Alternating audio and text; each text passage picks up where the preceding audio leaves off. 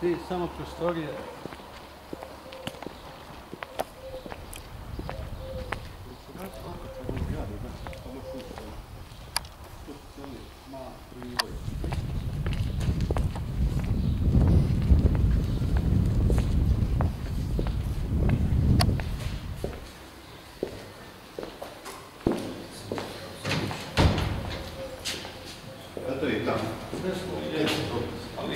Da li možeš ovdje da se vidi unutra rešetke? Tu i s desne strane.